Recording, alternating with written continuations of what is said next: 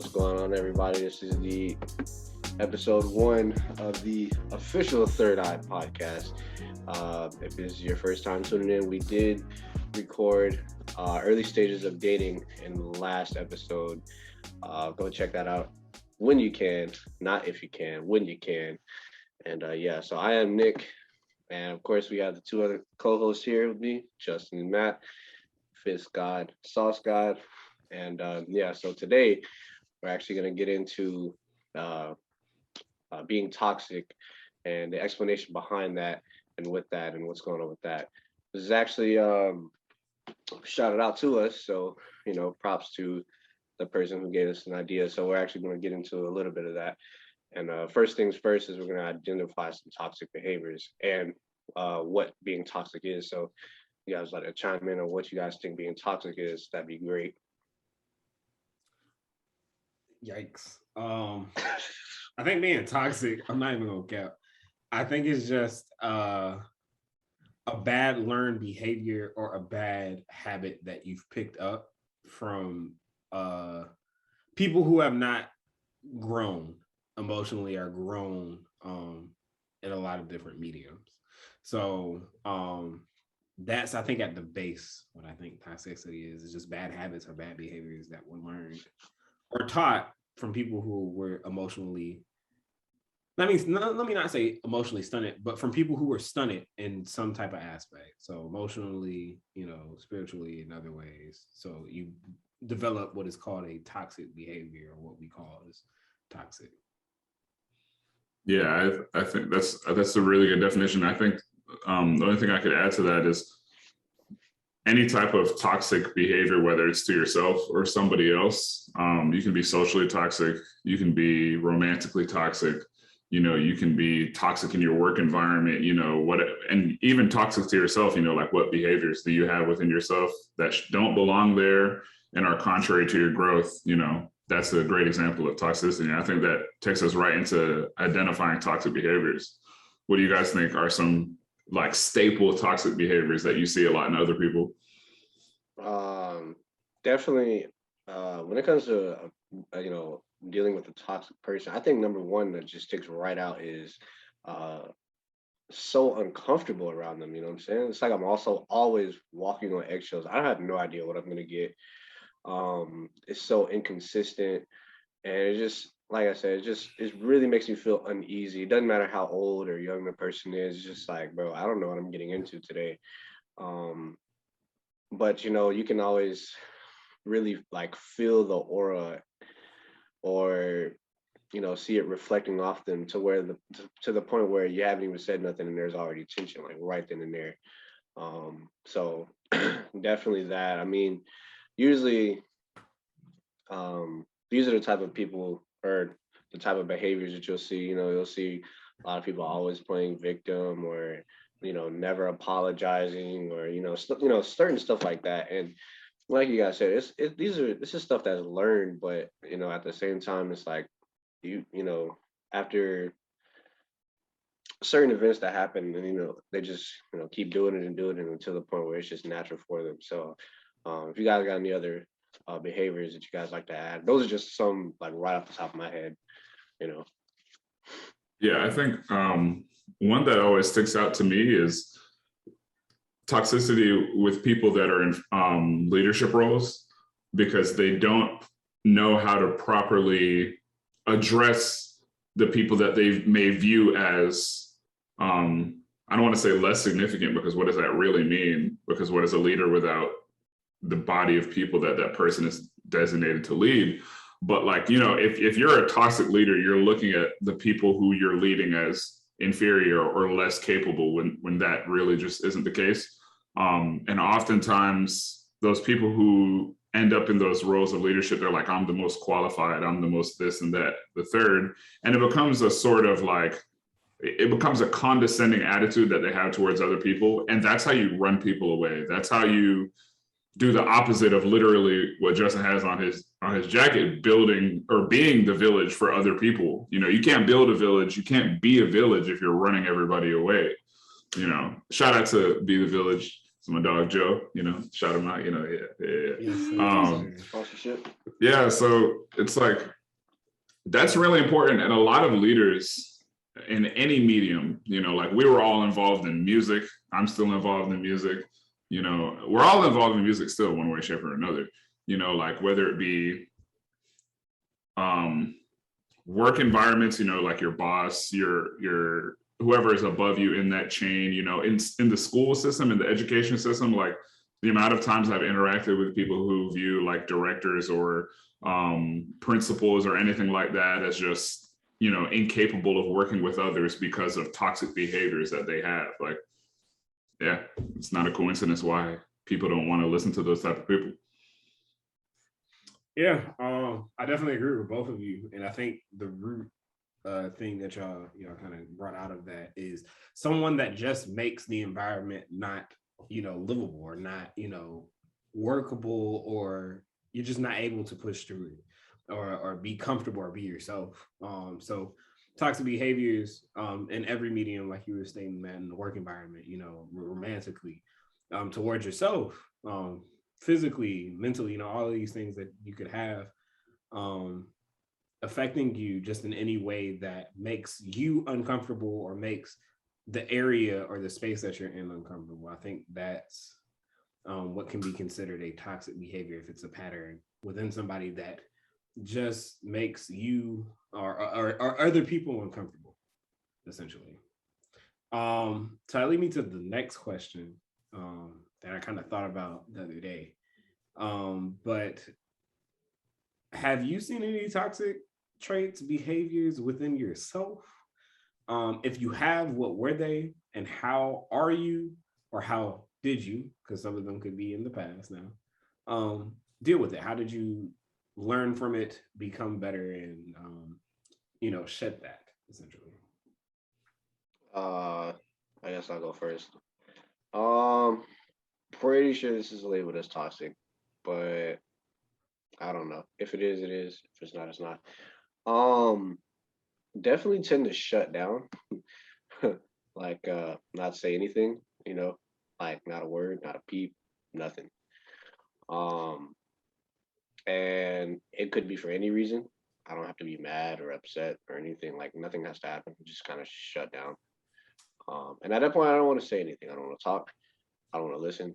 I don't want to see. I don't want nothing. Pretty garbage, actually. When I really come to think of it, it's actually pretty terrible.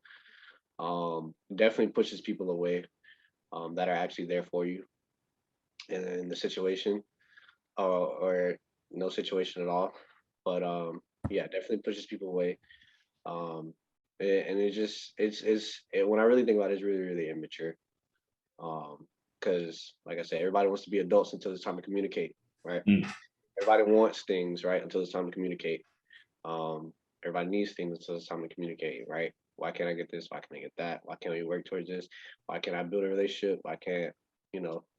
And most of it starts with communication. So really thinking about it, and I used to do this for years. Now there's some backstory obviously to it, but you can't really move forward without realizing where you came from, and that's what we call growth. So yeah, definitely noticed it where I used to just shut down.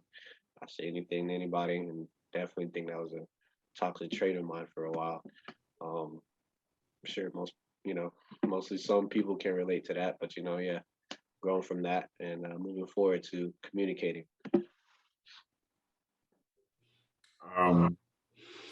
I think within myself, wait, actually, Nick, how are you getting rid of that? Or if you haven't, or if you haven't already gotten rid of it, how are you like working towards, fixing that? So honestly, the biggest thing with a lot of problems that I've noticed is just the awareness factor. Um, Being self-aware of what's going on right now, and that's not to say like overthinking every situation. So this is not to say, oh, I need to talk or I need to say anything, but like I'm starting to be aware that people genuinely want to know what's going on, and and like I said, this is moving backwards towards stuff that happened years ago, right? So in my mind, I'm thinking, okay, if I shut down, what is that really going to solve? Okay. If I don't say anything, what is that really going to solve? Right. In the moment, like if I really, really, really need to say something and I don't say anything, what is that going to help me to do? Right. So at the end of the day, just communicate. Right. And it's more so how to go about the communication rather than just communicating. So on the back end, it's okay, who do I go to? The questions I ask myself is, who do I go to about it? When do I talk about it? How much do I say? um what can I actually say? So if I'm in a general if I'm in a colloquial audience or a colloquial stage, now I can say whatever I want without being um you know, labeled as this or that. If I'm in a professional state, I'll pull somebody to the side and give information so they know what's going on. Um, but it's really um, I've gotten past the not talking phase, and now I'm moving to the okay, what do I say? Right? Like how much do I hold in? How much do I give out? And that's moving forward and how to internalize the type of feeling that I have going on right then and there. I think I've done a lot better. I think I'm doing a lot better, and I think I'm still progressing and going forward with it, to this day. So um, that's pretty much how I just ask myself a lot of questions, not try to overthink everything, but at the end of the day, it starts with the self awareness and realizing that I feel this way, and if like uh, this is not going to solve anything. The first part is to acknowledge it, what's going on. All right, then we get to the problem solving. The self awareness, step one. Step two is like figuring out a solution, and then the step three would be um, going in smaller steps to figure out how to, better deal with the situation. And that's what I was listing before with who do I go to, when do I go to them, how much do I let out, what I can actually say without getting in some type of trouble. There are always consequences to say whatever you want. Yeah, freedom of speech, but yeah, there are always consequences, good and bad, to saying everything that you want to say. So yeah. Yeah, that you talked about what do you say or what do you allow yourself to say? I think that's pretty huge. It's important to have people around that, you know, in reference to, the issue of shutting down. And so it's important to have people around that you feel like you can say anything to. And I know that's something that I'm striving for really effervescently in all of my relationships, whether it's like platonic or not. Like, I just want to be able to, talk without, feeling like that I have to hold back. And that's a lot of people say, oh, I can talk to any, this set of people, I can talk to them about anything, Is it anything or is it 70%, which is better than most? Right. So yeah, but I digress. For me personally, I think something that I'm still working on that's most definitely toxic is being very and overly critical of myself, maybe not being fair given like context and circumstance of like where I want myself to be versus where I currently am. It's something that I've definitely dealt with a lot since I started, school here, which ties into like the whole concept of imposter syndrome. Like, I got here, but I don't feel like I belong here, or I don't feel like I'm good enough to be here, which, directly correlates to like being very critical. And, as I've done more, and the way that I've gone about, like, I guess battling both is just, I don't know if this is really a good solution, but just trying to work a little bit more efficiently so that the work that I do put in correlates a little bit more one-to-one with the successes that I do see. And that may look like something for me, I'm a performer, I'm a saxophonist, so you can practice for 3 hours, but how many of those 3 hours are you really practicing? And is it effective? Like, I thought about it one day and I was like, I have 2 hours in this tight schedule to practice. All right, let's set a timer. We're going to work 15 minutes for this, 15 minutes of this. And that correlated to so much more results than I've seen in like the practice that I did in almost all of undergrad, because I didn't properly think about how I should be doing it. But regardless of my method in this entire span of time, I was very critical of myself. So I'm working on being a little bit more understanding to myself and understanding that, you know, for my age, I'm doing well from my circumstance and where I've come from in terms of my education and all of the things that I had access to. I'm doing well. Not to say that it doesn't frustrate me when people do better than me, but also you have to consider all of the context that created you and who you are. So just being a little bit more patient with myself. That's something I'm working on. It gets me some days, but I think right now I'm doing better than what I used to do.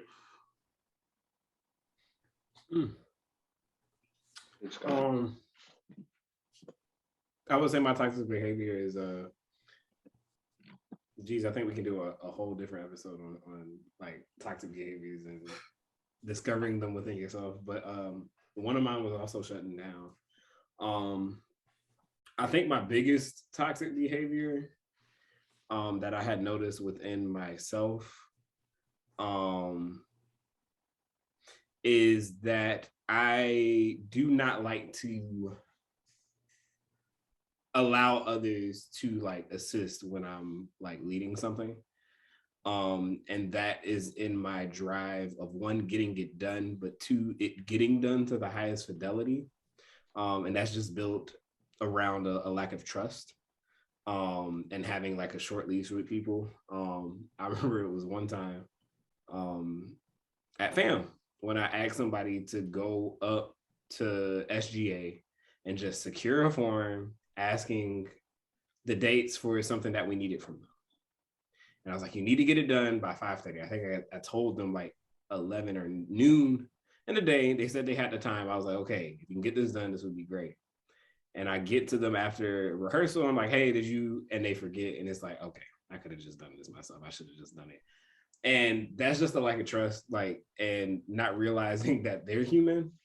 Sometimes I feel like we, as people, some of us, we like to work as robots. Like we get real structured, real, I can do it all. Like there's no type of lack of competency in something. Like I'm able to figure it out if I can do it myself. I can get through. And because of that lack of trust, you kind of develop this hardened shell where you're not open to sharing a lot of things, and it kind of pushes into other aspects of your life, not just from a work perspective. Then it can, push into a romantic perspective, from a personal perspective, from, just all of a spiritual, perspective. It's a lot of things that can get into. So how did I, or how am I getting rid of that? Just opening myself up to letting people, assist in things. It may not get done at a standard that you would like, but that's okay, because you're at least giving someone a chance to be another set of eyes and ears that could give you a different perspective or give you a different point of view about how you can get it done more efficiently, or how you can reach a wider net, audience and things like that. Like if you allow yourself to trust in people, you will realize people have the same, a different kind of magic than you. So you might be really good at something, but they may have a totally different skill set that can benefit both of you equally, or you can both benefit each other.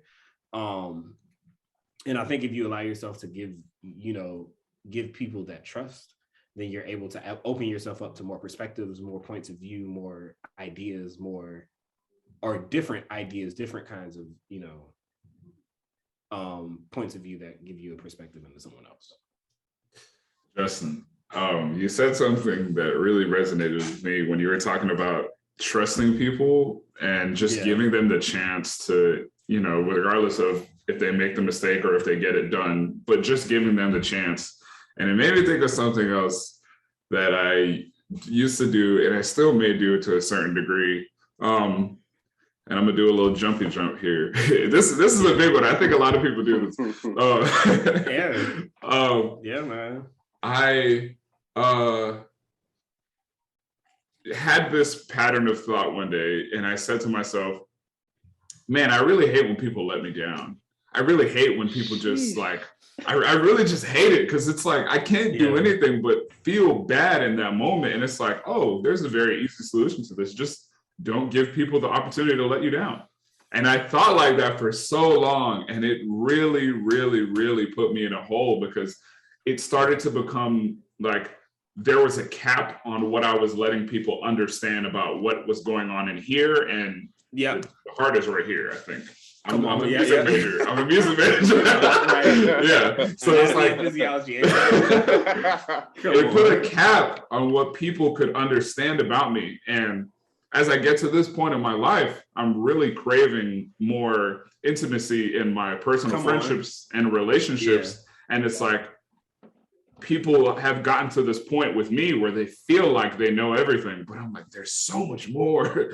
But it's like, how do you get to that point? So it's something I'm working on. And I don't know, I guess it's like just being more comfortable with just giving people the chance to like know me and just maybe talking a little bit more about my feelings and myself and, you know, just opening up and giving people the chance to be there for me because it sucks like when you feel like you know so much about someone else, but that person isn't really connected with what resonates with you, and you can tell because you know you're that person. So yeah, man. That's nothing but growth, man. That's nothing but growth. Come on, you know, because like why, you know, the hurt I feel from somebody letting me down is I hate to say it, but it's far more worse than the hurt that when I make a mistake. Like if I don't do something, it's like, oh man, you know, could have did it, didn't. It's probably going to affect me in the long run. Probably going to be down about it. But I gave myself an opportunity, and I didn't do it. Oh well. Mm-hmm. Somebody else, man, I'm putting my trust in you, my faith, my 100%. Like, you know, first time you get one shot, I'm letting you in. Oh, you dropped it. All right, cool. Never asking you again. You know, never asking anybody else again. I just don't have the patience for you to let me down. You know, because up here it's like. I trusted you. Yeah. I put my faith in you. I just like, oh yeah, this person's gonna do it, or this person's got me, not realizing that they got stuff going on, and it's like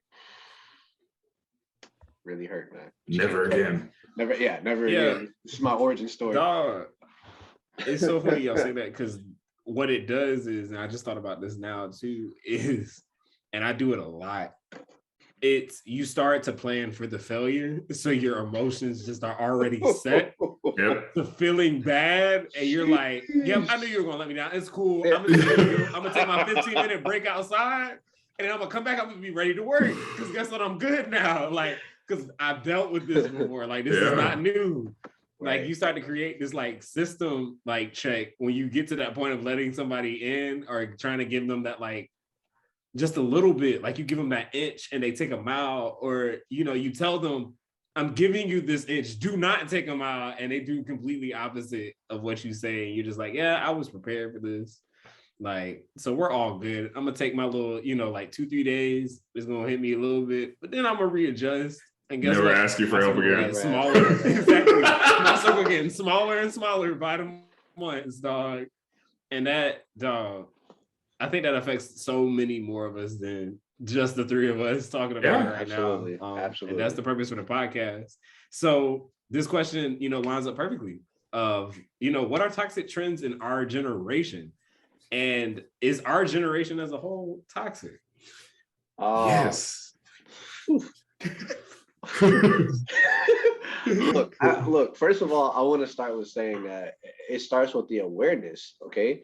So we weren't hearing this term, you know, 2, 3, 4, 5, 6, you know, years ago, right? People were just saying, "Oh, you're just a bad person," you know, or "Oh, they're working on it," blah blah, etc. etc. Now, you know, it's because of our generation, social media, how fast things get out. You know, there's gonna be a new word just about every single month, right? And right now we're stuck on. It's been out about, I don't know how long, I'm not following, but it's been out for quite some time. And like I said, it starts with the awareness. So I think a lot more people are starting to become aware of what's going on and then putting it in that category, right? So if we're being honest, toxic behaviors have been around for a while. People have been doing it forever. People are toxic and they're not going anywhere, right?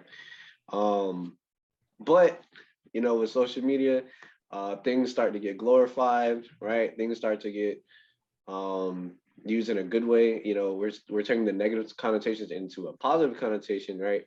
And now some things that are really not good are being normalized. So yes, our generation is pretty toxic. It's okay to go, cheat on some people.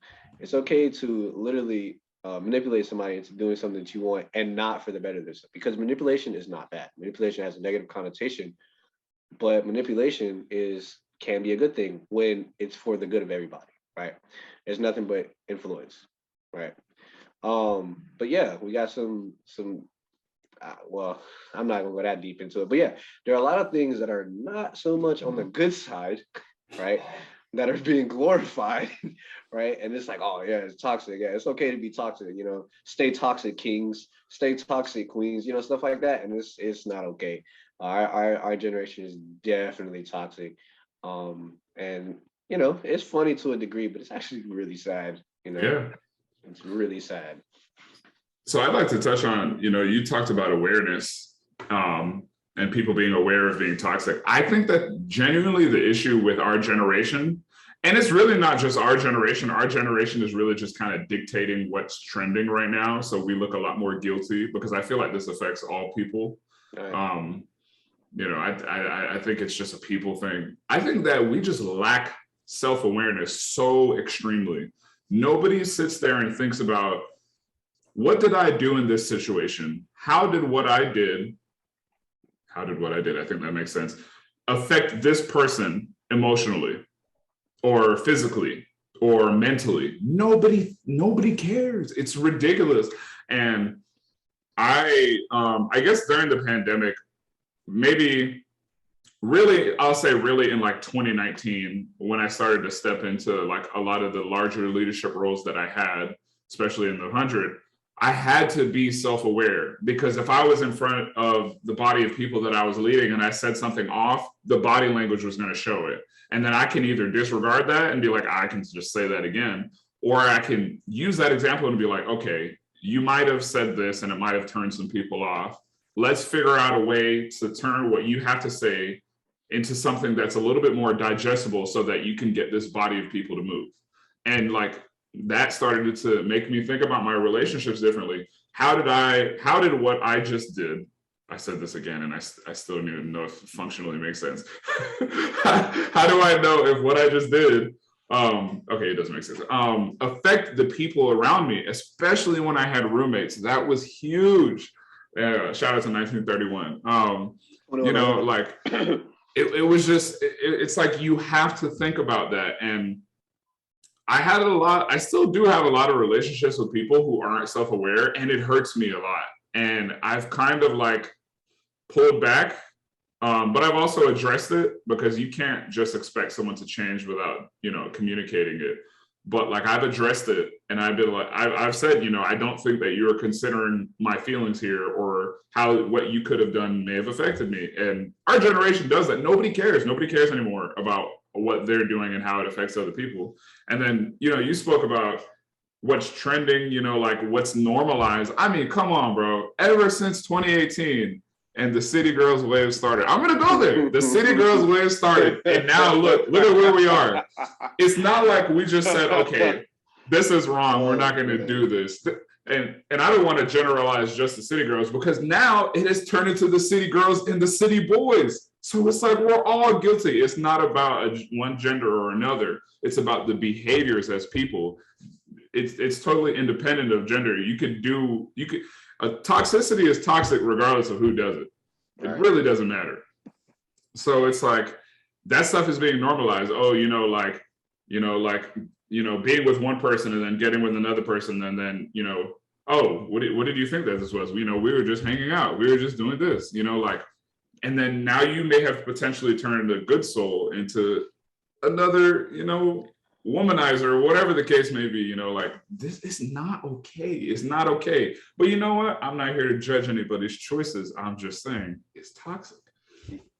You said, I'm gonna be with somebody and it goes to somebody else. We were just talking. Hey, shout out to episode 09. Hey, yeah. Go check it out. Go check it out. Yeah, boys. Hey, shameless plug. I'm telling you one thing about this podcast. We're gonna be shameless plugging every fucking thing. Everything. My bad, boys. And that's also because if you know us, no, you don't. You know. You don't. Man,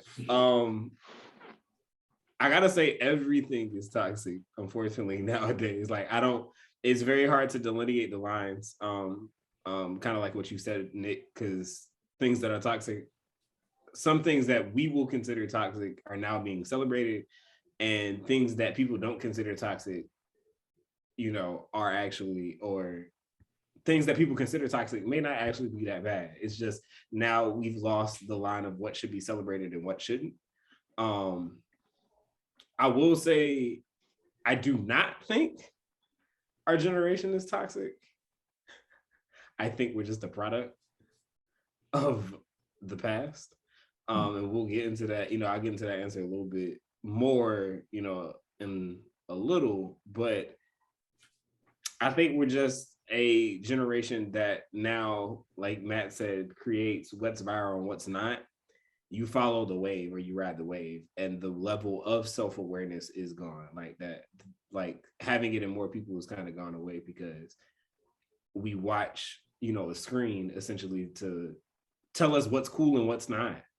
Nowadays, we watch a screen to tell us what's the quickest way to get love. We watch a screen, to tell us how should I deal with this thing or that thing, or what should I do next, or how should I make my next move, or what my next move is for everything. So I don't think that we're toxic. We're just a product of things that were happening in the past that are just more illuminated to us now because of information, the information age, computer, cell phones, things like that. So that's why I say our generation isn't toxic. We're just taking essentially what was going on in the past and glorifying it because now it is on everything that we see. Yeah. Okay. So that actually goes into what's going on next, which is the question would be what makes us more toxic than the past generation.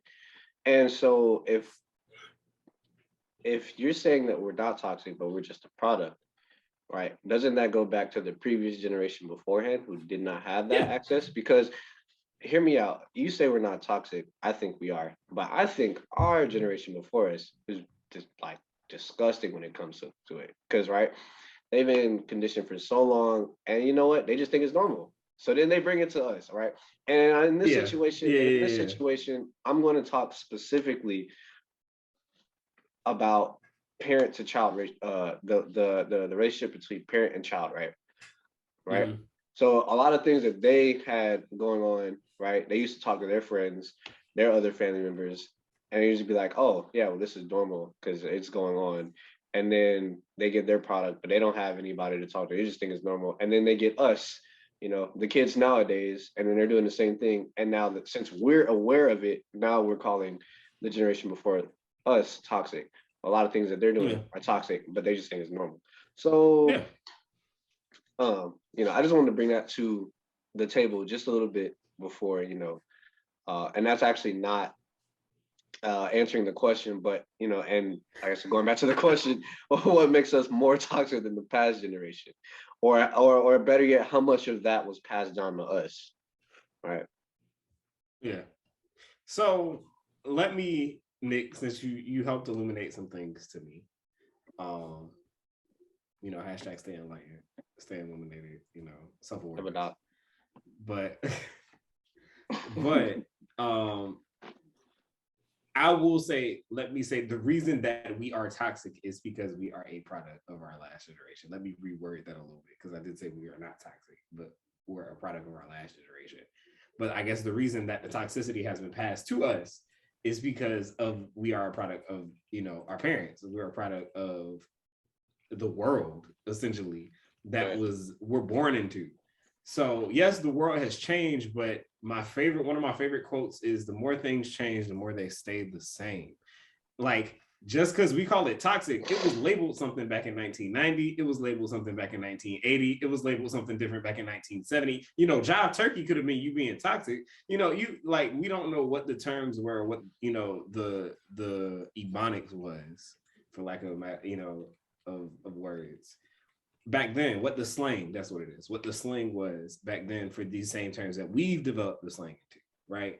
And the terms are going to change, but some terms are going to stay the same. Jit is always going to be jit. I don't think jit is ever going to change. That's a Florida thing. It's going to forever be like jit. Jit is forever going to be in the language, just like bro, son, all of these things. Like nothing, a lot of things are not going to change in terms of the slang language, but there are different terms for different things. It's now just being called something different.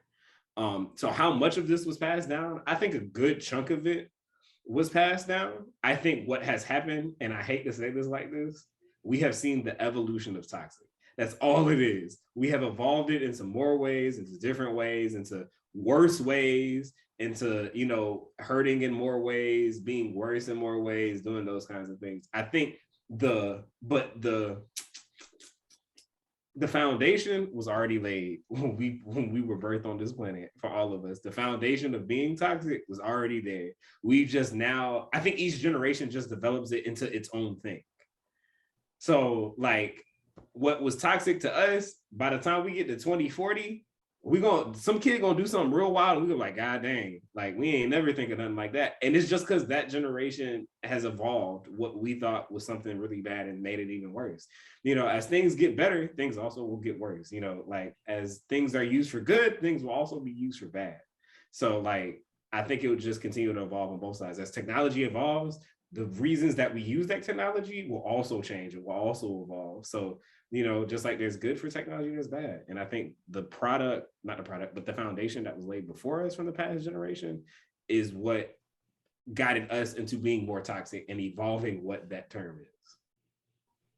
Yeah, I think there's a funny way to look at this. So I don't know if you guys are aware, but like there's this new update on like iPhones and Apple products where you can take a picture of something and then copy the text from that picture. Like you can literally take a picture of a paragraph, copy the text of it, and then copy and paste it into your Safari. So there's this article about like these kids that were doing that, like cheat on tests and stuff like that. They're like taking a picture with their phone, uploading it. That evolved from like our generation, who was like, or I guess we're the same generation, but I guess like the next smallest, I guess, way to define that, whatever that is. But like, you know, when we were in school, it made it just look like, I don't know, passing around notes or like sneaking your phone out and looking it up on Safari. Now they're taking pictures of it and it's much more efficient, which evolved from baseball caps and, you know, you looking up and all the answers are written on the cap or writing it on your sleeve or your palm. Like that's something that's evolved through the ages, you know, as an example. But I do agree that a lot of these behaviors are not necessarily new. They're just being highlighted in different ways. And you can look at it and, I mean, one really prolific example is that like in the 20th century, especially, divorce was highly frowned upon. Like you weren't breaking up your home, regardless of what happened. So like, you know, husbands were cheating and wives were just like, we're just going to let it happen. We're going to preserve the home. And, you know, like, I think people today have, I don't want to say it's a lot firmer of a grasp on like their own self-worth, but they're a lot less tolerant of things like that, which is positive. But to that same token, people today don't know how to love other people, much less themselves, because, you know, we today are a product of those, you know, previous toxic relationships that we grew up watching. Like, I mean, for example, like, I have my parents. My dad is really, he expresses a lot of emotion. My mom doesn't. And it's like, I have moments where I'm really, really good at just talking about how I feel. And I have moments where I'm just like, I'm here. I just exist. Can't you see how I feel? What do you mean? So it's like, I'm a product of that. You know, I'm half my mom, I'm half my dad. And I have moments where I can show both. But that's an example of a behavior that was inherited from the generation before me. I think a lot of it is passed down. I think a lot of people could do themselves some good by seeking like literal, like professional help and like just dissecting some traumas that they think were, or they think are things that just make them who they are, but they were traumas that they experienced so early that they don't know that it's actual trauma. They think it's just their personality. You know, it's really interesting because those experiences that you have early on formulate who you are at your core later. So why wouldn't we diagnose and dissect that stuff? Well, let's pivot it a little bit here. We touched about the mainstream media earlier, and we have a great example for this. How does mainstream media influence toxicity? And the example that we're going to use is the show You on Netflix, which is super toxic. If you've never watched it, you need to watch it. You need to. It's really creepy, it's really dark, and it's really toxic, but does it really shock anybody? Nah, everybody rooting for them, so you know. I haven't watched it, but I've seen, you know, clips on social media talking about it. So, and you know, or a lot of TikToks about it, and then you know everybody's rooting for. I think his name is Joe or whatever. But apparently he's doing a bunch of creepy stuff, and you know, what's new, man? Everybody rooting for him. So, I mean, if y'all want to go more into that, definitely go, because I haven't seen it. I'm one of those people who needs to go see it. But you know. So for everybody listening, just start a petition to get Nick to watch You. Please do. That's it. Please start it. Change.org. Start a petition. We'll come sign it. Me and Matt will come sign it. Whoever does it, just send us the link. But so it's funny. I was actually told to watch You, and it's funny because you told me that you will strangely root for Joe. Like, you'll watch a few episodes and it will be like, I don't know about this guy. And then as you keep watching, it becomes, yeah, Joe, get what's yours. You deserve to win. And I just want to say that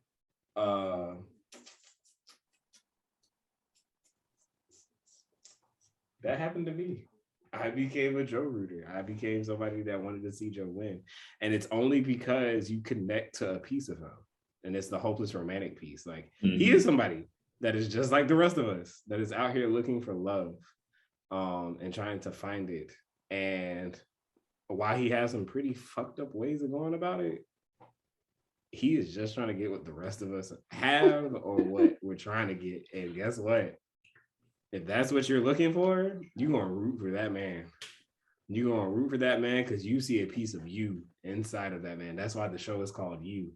Damn, that's some fourth wall breaking right there, dog. We just broke the fourth wall, dog. That is why you see a piece of you in that man. It is not because he is chasing the person named You, because all of them have character names to him now. He can call them by their names. It is because you see a piece of you inside of this man, and that is why that show has become one of the hottest shows on Netflix. That show really made me think, like, you really have to pay attention to red flags, man. Because I mean, geez, he looks like such a normal guy, but then again, you think about it, like, and I don't want to diss anybody out here that does, but who really is out here fixing books, bro? Like, how much patience do you have? Like, I was like, bro, this man can fix books. You can get away with murder, and he does. Like, no spoilers, but I mean, like, you know, it's like, and it's like, you know, you go on social media and you see people talking about it, and they're like, oh, if my dude don't love me like Joe, then he ain't the one for me. What? Right. What? Like, I saw that meme. I'm not even gonna cap. I saw that meme that was like, oh, ladies, like, if your man don't text back, Joe, you know, Joe be killing people, he can text back. And it's like, hey, what we not gonna do is that, because literally it's sick, man. It's sick. I might be going to get something for you, and I just ran into a situation and I just couldn't text you back. You gonna call, you gonna say Joe can text back? I don't want to hear that. I don't want to hear that. It's made people, like, it's really, like, destroyed expectation. It really has, because, like, you know, it's a joke. At the end of the day, like, they're not really serious. Like, they're joking about it, but there's a little bit of truth in every joke.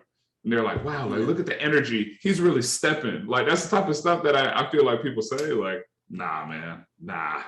You know, it's one of those. Well, like I said, I haven't seen it, but I mean, it's just that just goes to conditioning. You tell a liar he's a liar 100 times, regardless if he's a liar or not, he's gonna start believing he's a liar.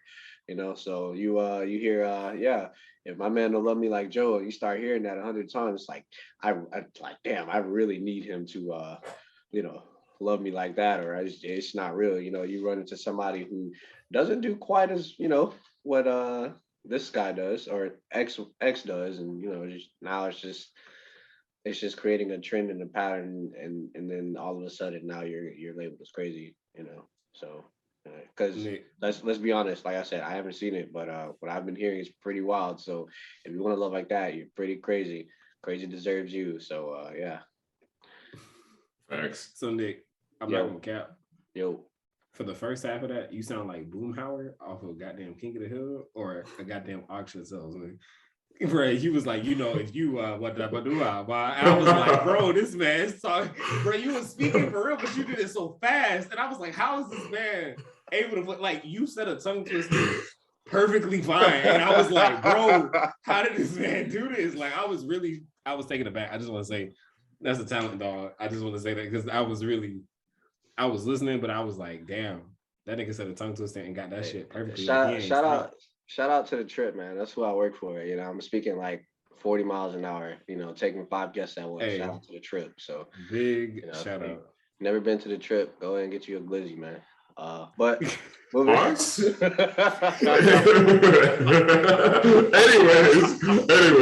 So on to the next question.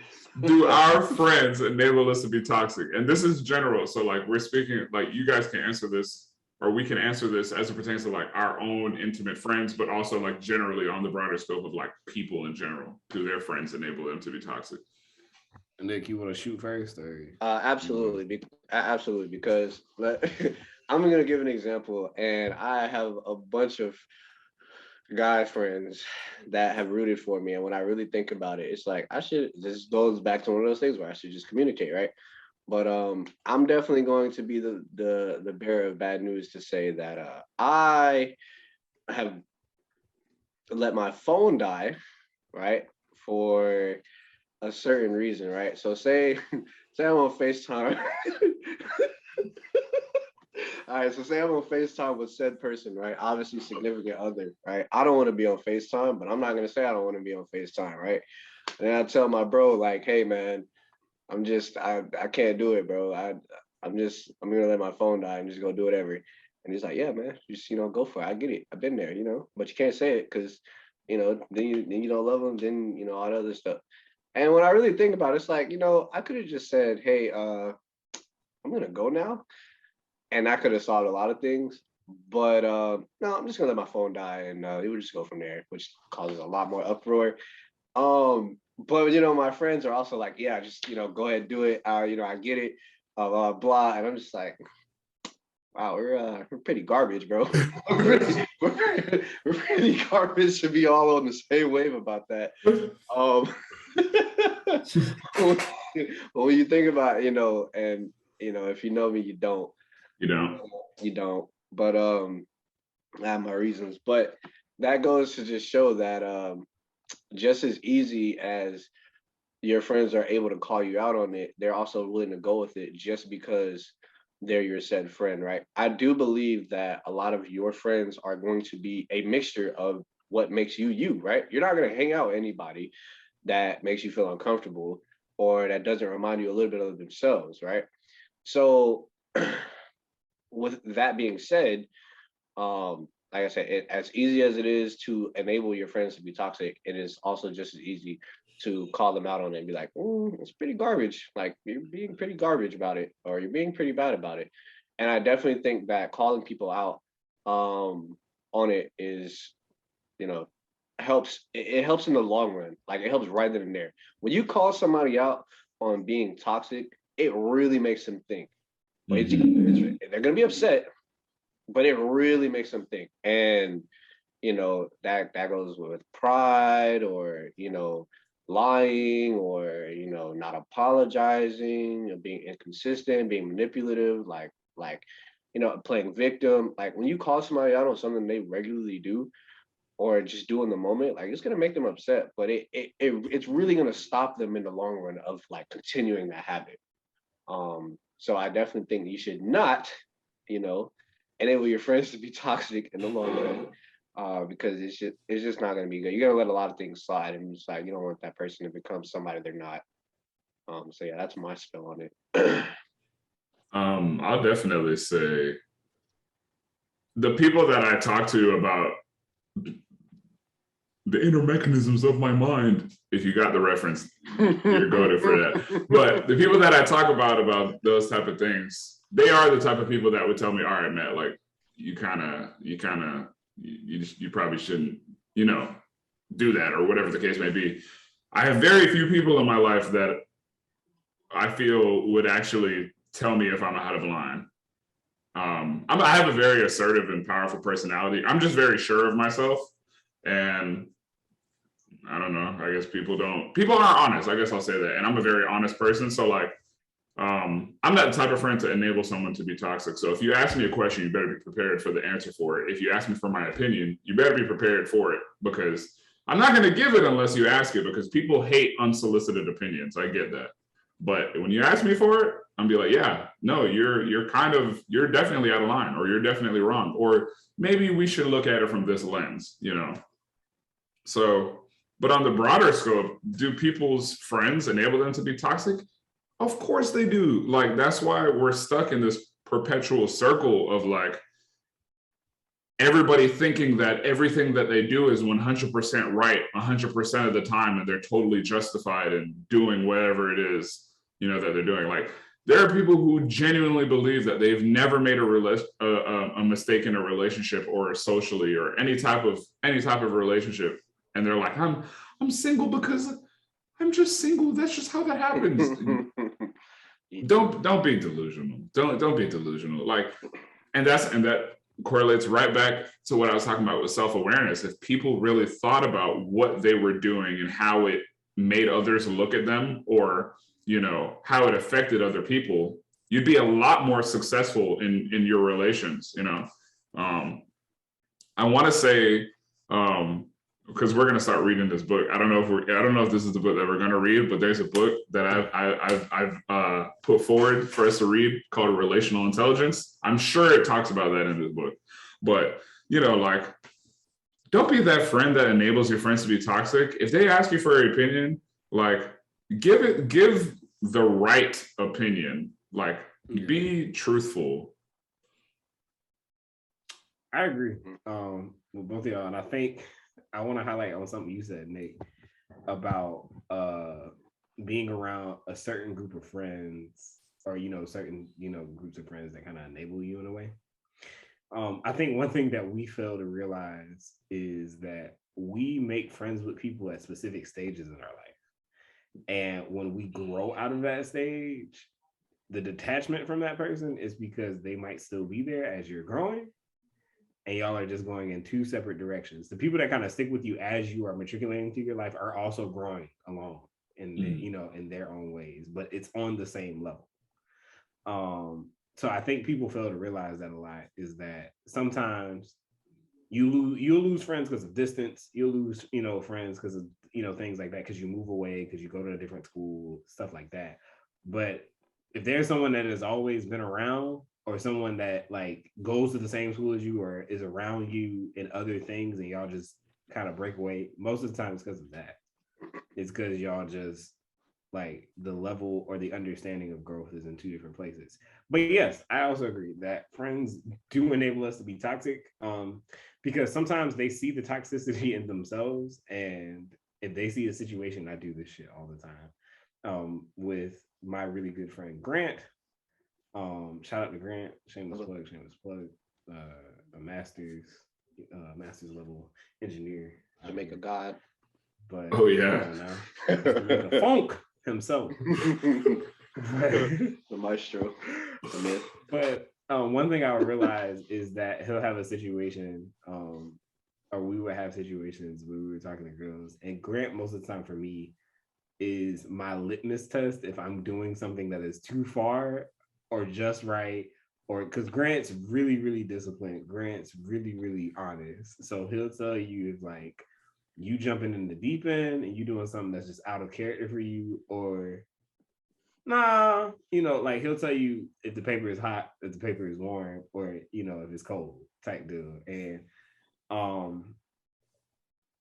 that's why I like him. But there are going to be friends of us that that you're around in a certain moment, and they're gonna be like, nah, go do that shit right now.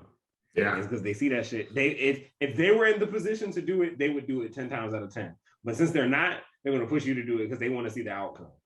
Mm-hmm. That's it. And that's dangerous. Exactly why they do it. It's really dangerous. That's dangerous toxicity. That's the highest level of toxicity. Yeah. We have a meter. We should develop a meter. I think we need to develop that. And we should do. I'm sorry. We're doing something real wild, but we should do like the toxic thing of the week. And we should, every time we record a show, we should find something that's really toxic that's going on. And we should label if it's like only toxic, just as toxic as hell. Like we should have a meter, and that should be our thing. I feel like we create that, we'll be a hit. Let's do it, bro. But yes, I think talking about it. I know in the episode, I'm gonna edit all this out. But back to the point. bro. Raw footage. Mask off. For our OG but to get back to the point, yes, they end up supposed to be toxic because they see it within ourselves. Like I always go to my friends. Like I always come to y'all, come to my roommates here, John and Grant.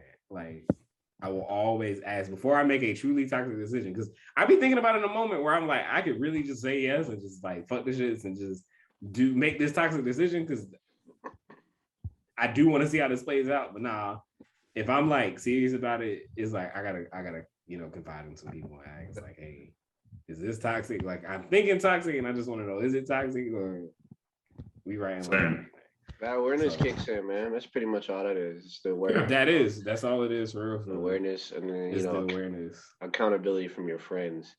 Yeah, but I actually spoke about it a little bit beforehand. But how do we handle our closest friends being toxic? What do we do? What do we say? How do we address it? When do we address it? How do we go from there? Man, I'll go first. It's not difficult for me, but it is difficult because if we're close, if I let you get there, you can't be letting me down. That does not happen. Ain't no freebies, so I'm really good at communicating how I feel and how something that you did made me feel. And it's important for me that regardless of how you meant to come off, that you understand how it made me feel. Because intention is important, but what you say is the larger part of it. Like you can say something offensive or someone perceives what you said to have been offensive, but you didn't mean it that way. But there's a reason why it's easier to interpret it as offensive, as something of an offensive nature, as opposed to something that's actually just a normal statement. So toxicity from my friends, and toxicity from your friends looks very, very different from people that don't like you, because it's a lot more subtle. It's a lot more regular. Like toxicity from your friends could be like, you guys are having a conversation and you're really keen on listening to what they have to say. And when it's your turn to have a perspective or a voice, they're giving you the idea that they're listening, but when they talk about what you just said, you realize that they didn't hear anything that you just said. That's very subtle toxicity, because it's kind of like that person, not even kind of, it's like that person in that moment is just like, I don't really care about what this person's saying. I just kind of wanted to get what I wanted to get off my chest. And the first step is talking to that person about it. And I find that sometimes it can be very difficult to reason with people because they always revert back to, well, I didn't mean to make you feel that way. Okay, but you did. And I don't want to feel this way. So either I'm going to stop talking to you about this so that I stop having to feel this way, or we can work on this together. And note that I said work on this together, because that's very different than you need to go fix this because this made me feel bad. You're a part of the problem, even if you're not what caused it, because you are the literally like a part of it. You're in it. So it's like, what can we do together to collaborate to salvage our relationship in this way, and you know, just patch it and build on top of it. You know, like, that's huge. But at least in my experience, when it doesn't go well, like, you can address something and then they're like, yeah, okay, I'll work on it. And then it keeps happening over and over and over again.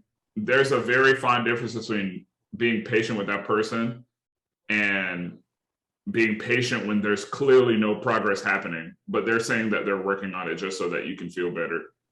And you have to be willing to do what you need to do if there's no progress happening. Like, I have close friends that I've known since high school, since the very first day of high school, that there are certain conversations that are just not going to happen because I can't talk to you about that, because you're either not going to listen, you're going to judge me and make me feel uncomfortable, or, you know, you've shown me previously when I tried to trust you with certain things that I can't.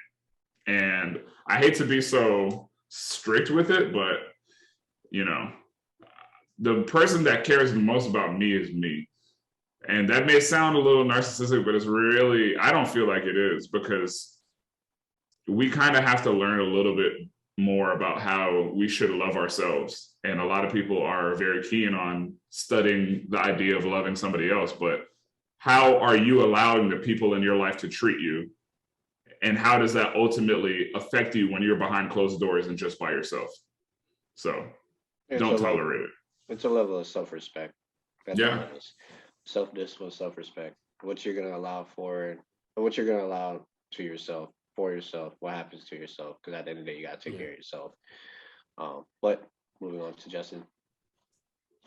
I'm not going to answer this one just for I think y'all hit on a lot of good points. So I'm gonna push it into the next one of, like, how do you handle toxicity in relationships? You go first on this one. To walk away.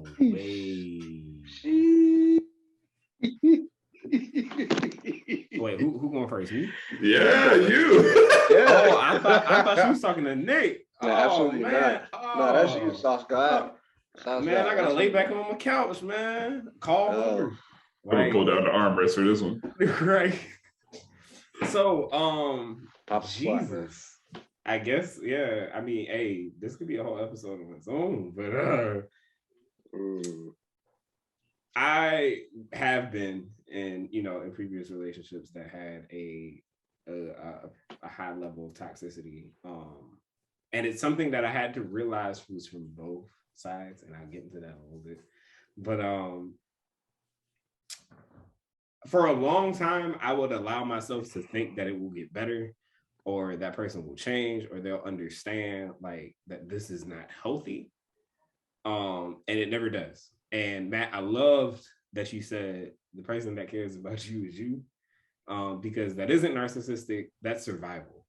Unfortunately, in this world, I said this to my significant other the other day, but I understand that people, like, at the core of it all, like at the well, and it's another thing I want to highlight too, but at the base of it all, people do things for their benefit, for their direct benefit, their direct or indirect benefit.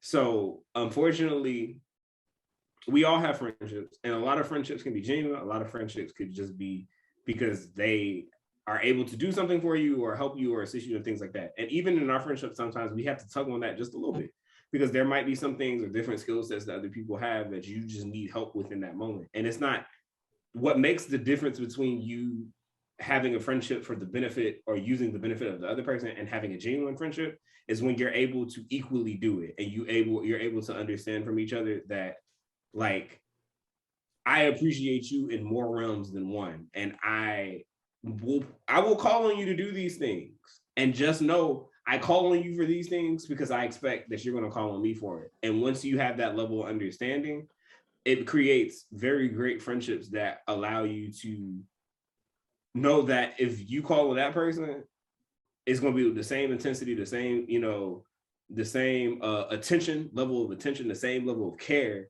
as it would if it's vice versa. Yeah. So how did I start to handle it, or how did I start to grasp my understanding of it? I started to call it out in the moment when it happens. And that's the only way I feel like personally that you can handle it and deal with it, for the person to either see it in themselves and grow and make that conscious decision there to grow, or see it in themselves and say, I'm not going to change. And then you go, well, this has been great, my love. I got to go. And yes, I am willing to walk away from that now. I was not in the past. I was not. And that was a lack of self-confidence and self-love for myself. But once you understand who you are and what you want and what you're looking for out of this thing called life, I promise you, you make decisions for yourself, for the ultimate goal of your life, your passion, your purpose on this earth. And you will understand at the end of the day, if it's not on the line of where I am going, it is not for me. If it's not for free, it is not for me. I say that all the time. And I don't mean that lightly. I mean, a lot of things come to you free, a lot of things. And if it is not free, it's not for you. Just want to go ahead and make a reference to Pimp a Butterfly and Kendrick's interlude. Come on. Because you said something is not free. I'm going to leave it there. If you understand where this is going, then you're a real one. Okay. That's all I'm going to say about that one. Like I said, raw footage right there, man. You're giving out this concert for free, man. But yeah. I mean, you mentioned basically what I said last week. When it comes to relationship, it's very mutual. This is not for free. I'm giving you. I am giving me. I am giving you me, and you are giving me you. Right. So it's not. I am you, and you are me. I'm sorry. I had to I'm throw that whip your I had to throw that in there. Right. But yeah. Handling it. Oh, boy, oh my God, countless examples, and like you said, man, it's if we don't talk about it, and this is, you know what, this is not to say that, I think a lot of people need to hear this right now. I suffered with it too. If somebody brings something to the table, they are not trying to start an argument. They are trying to communicate what's going on, and it is your place to communicate back or listen and not respond, and then talk about how we're going from there, how we're going to move from there, right? Like right then and there. Like, I just needed to throw that out there. If somebody brings something up that they don't like, or it makes them feel some type of way, they are not trying to start an argument. I don't know who needs to hear this. They are not trying to start an argument. They are just trying to voice their opinion, and then trying to grow in the situation so that they can be heard in said mutual respectful relationship or friendship or whatever the case may be. And that comes with just positive communication and better communication as well, right? Because communication is not one-sided. Yeah. So yeah, but definitely willing to walk away from said thing. That's also taking account after many things as well, right? If there are, a lot of people say there are many fish in the sea, right? And I've also heard somebody say, it's not that my answer is going to be no, I just haven't heard yes yet. So if if you're taking some things into account, and they do a lot of the good things and they do one bad thing, you just take it how you want, right?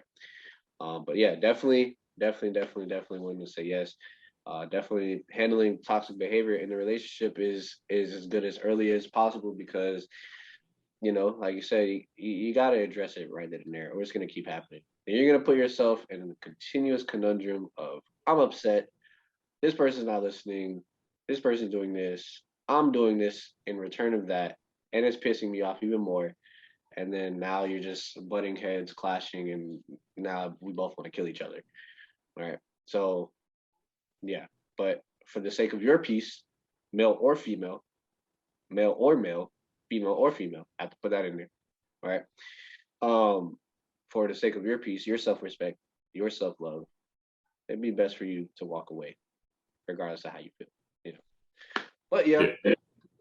Yeah, I definitely agree with like literally every point that both of you guys brought up. I think the biggest thing is just being willing to walk away. Me personally, toxicity in relationships, I handle it very similarly to close friendships.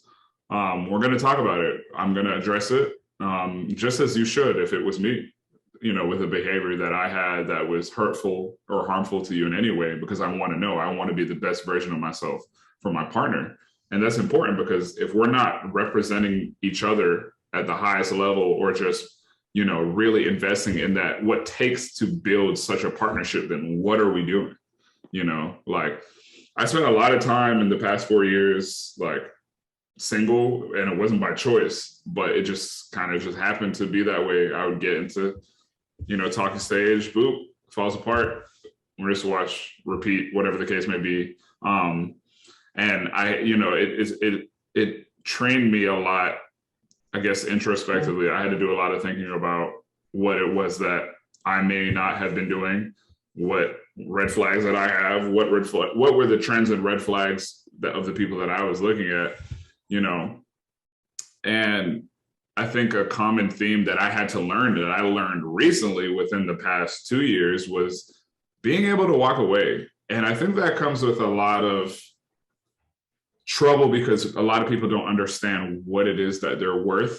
And to understand what you're worth, you have to know what you bring.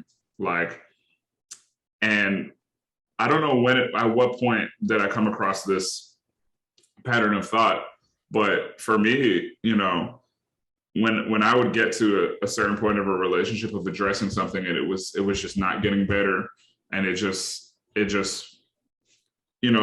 after addressing it, of course, and having a healthy discussion about it and talking about things that we both can do together to get past it, and it just wasn't working.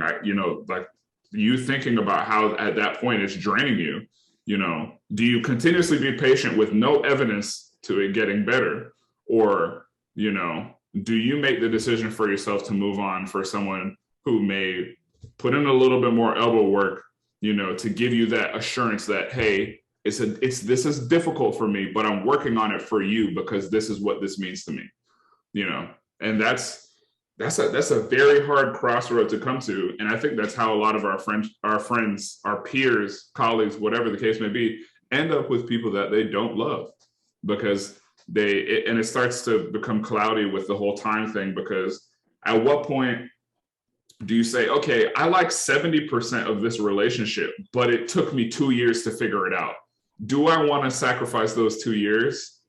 To me, it's like, what? Like if you just can't get past some of those things, I mean, you can find love in so many different ways and from so many different people. Like, don't bottleneck yourself, especially like with our friends that are in our early 20s like us. But hey, to each their own, do whatever you want, But I mean, for me, at a certain point, I just had to sit myself there, and I was like, what, in comparison to who I was, and even the men in our generation, like, what do I provide? What is unique about me that this person is not going to find anywhere else? And what is unique about this person that I'm not going to find anywhere else? That's a very objective viewpoint that you have to have. And for me, and I'm not cocky or anything, but I'm a very passionate young man. I'm very ambitious. I'm very structured. I'm logical, and I want to succeed. And I wish that was more common in our generation, but it's not. And I know that I'm harder to come by, so I have to operate as such. I have to know my worth in order for me to get what I think I'm worthy of. And if you don't have a firm idea of what that is, if you don't have a firm idea of what you bring to the table, how can you have a firm idea of what you want your partner to bring? So you're just going to accept anything. And then the bottom tier of love, you're going to be like, oh, I love this person so much. And little do you know, you could be getting so much more, but you're too afraid. And that's the self-confidence thing, just as you talked about, Justin, just believing that, am I going to find love somewhere else? Yeah, you are. Probably better quality if you spend a little bit more time, just working on yourself in that way. And I rather be single than be in a relationship with somebody that I like 65% of the time. That's just me. Yeah. You're over here preaching for free, man. Hey. But you know, to all the people out there, regardless of what gender you are, you know, I definitely want to speak upon what Matt just said about himself, right? If all those things are good, right, that does not give you an opportunity to like the idea of somebody, right? Like them for who they are, okay? Right? Get to know who they are, right? Just because you don't do this, that, and the third, and you have your head on straight, doesn't mean that, you know, you're genuinely going to be liked by people, right? So keep that in mind as well. I hate to do audibles, but I have a very, very quick question because I know we're pressed on time. What do you guys do in the situation where you're involved with someone who your friends think is bad for you? What? Say that one more time. What do you guys do in the situation where you're involved with someone who your friends think is bad for you and not, you know, progressive? You can't build with that person, whatever the case may be. I am going to genuinely ask them why. Like, what is making you think this right off the bat? We've been friends for years or not, or we've been together. You know how I am. I would hope so. You know what's going on in my life. You know what I need because I confide in you. You're a friend. So you know what I want, right? We all talk about, you know, the things that we want to confide in with people close to us. So why is it that when I get something that immediately you're going to say, I don't know, or turn it down, right? And so at that point, I'm going to say, hey, why? Right? I'm not going to mention it to said person. I'm going to ask you why. If you think it's important enough to come and talk to me about it because you think there's something wrong, I genuinely need to know why, and we can talk about it from there. Like that's pretty much it. Because maybe I haven't noticed something because I'm still stuck in the, hey, I got what I want, or hey, I'm stuck in, shout out to my boy Ant, man. He definitely burned us out in relationship number 1. But he was like, you're so stuck in this mode that you're not being able to see what's really going on. And I didn't realize that until months later. And I'm like, he was right. Right. But in that moment, I'm like, nah, I'm going to go with my gut. I'm going to go with me.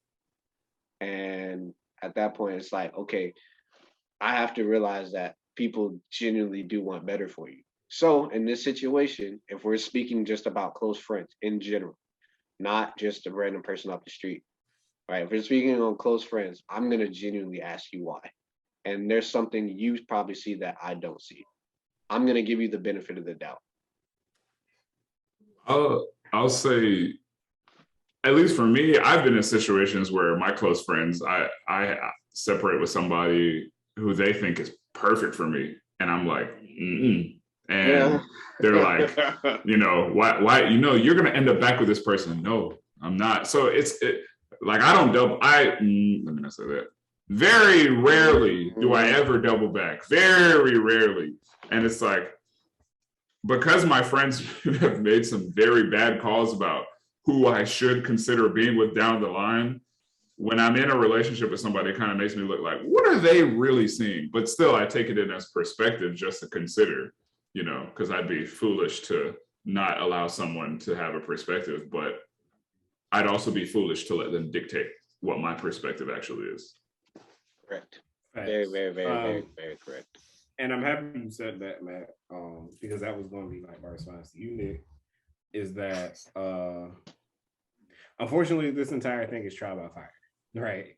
Unfortunately, somebody has to get burned, and you have to develop that by just going through it. Like, no relationship is going to be crystal clear. I was blessed, and I was talking about this with Grant today, that, I moved out of my house from my parents into the apartment that I'm now staying in with my roommate and John. mind you, Grant had been in 4 other apartments before this. You know, John had some experience as well too. And for this to be my first apartment experience, I'm blessed. I'm happy to have great roommates. I'm happy to stay in a really nice place. Security is great. You know, the whole process of it as well. Rent is good. Like, and I'm happy with that. But Grant had to go through trial by fire. He had to discover what he likes and what he doesn't like and what he has to do before finding, you know, this area and being like, this is what works. Same thing for John. Like, we all have to figure out our own paths. But I agree with you, Matt, about not being foolish. I will always be open to listening because it could be a different perspective that I'm not seeing. Especially when you get into relationships, you are good to put on, you know, a different pair of shades because you only see this person in this light, and you might not be seeing what that particular friend is seeing on the back end. You might not be seeing some things because you're so, like you said, you're so enveloped in love. You know, you're kind of heart-struck. It's love struck, essentially, not heart-struck. But you're love struck and you really are blinded. Like you're like your full senses ain't working, you know, or your sixth sense ain't, or that self-actualization aspect or self-awareness aspect of it is not kicking in because you're blinded. And that's okay. Emotions tend to cloud what? Judgment and logic. So that is okay. It happens to all of us. It's a trial by fire process anyway. But once you discover it, it's at that point you are at a fork in the road. Am I going to learn from this? Or am I like, this was just one off. I'm going to keep doing what I do. And that is where you get the self-awareness to grow. That's where you get the self-awareness to be and understand who you are and what you like. Some people don't get that at an early age. They think it was just a mistake that happened because this was the way the dominoes, you know, fell. And they're like, I'm going to try it again because that just happened because of this particular person and they did this particular thing. I'm going to do it with somebody else and see what happens. And that's the difference in it all about like how you learn from your toxic behaviors. Heard you, man. Definitely. You spitting, man. You spitting. Yeah, we got to call him Prof from now on, man. Hey. Oh, stop it. Prof, man. Oh, stop it. Call him Prof, you know. Stop it. Throwback to the, 100 days on the past. Yeah, you know. He's never there. Get me out. Yeah. Daddy's never there. You know. Oh, look. Well, this wraps up our official first episode that is going to be titled Toxicity Explained. We hope you guys had a great listen. Hey, if you want to check us out, if you enjoy our content, we just made a bunch of socials, so I'm going to plug them all in right quick. Our Instagram is thirdeye_podcast. thirdeye_podcast. Our YouTube channel that we're going to be uploading video to is Third Eye Podcast, literally. If you have any business inquiries, if you have any comments, suggestions, anything you'd like for us to dissect or talk about, our email is thethird327@gmail.com. Yeah, I remember. Yeah. And that's also not to forget, Instagram, Facebook, all the regular socials. We're getting this thing going, man, and we definitely hope to be in communication with all our listeners. And even if you're not listening, communicating on, other realms and, specs, sponsors. But we got to set up a Patreon for sure. Yeah, absolutely. But we're just gonna keep it going, man, and we just expect full support from everybody, and definitely on the communication. We're down to talk about just about anything, right? Anything. So any suggestions, whatever, let us know, and we'll bring it out. We'll even shout you out. Shout out to this person. We're gonna talk about, right? And keep it going. We are a show of shameless plugs for if you have a business, even too. Hit that damn email. Yeah, do it for sure. No shame. For real, we will plug everything in. This is just to help build our network. All right. You guys' brand, our brand, and everything. Hey man, another episode down. We got a bunch more. Forevermore. Different topics. This is only the start. So let us know. This is the Third Eye Podcast. So let us know. You stay with us long enough, and maybe we'll let you in on what third eye means. Yeah, because if you think you knew us, you don't. You don't. But that wraps up episode 1. Thank you guys for listening, and we'll we'll hope to have you guys listening on the next round. We'll see y'all later.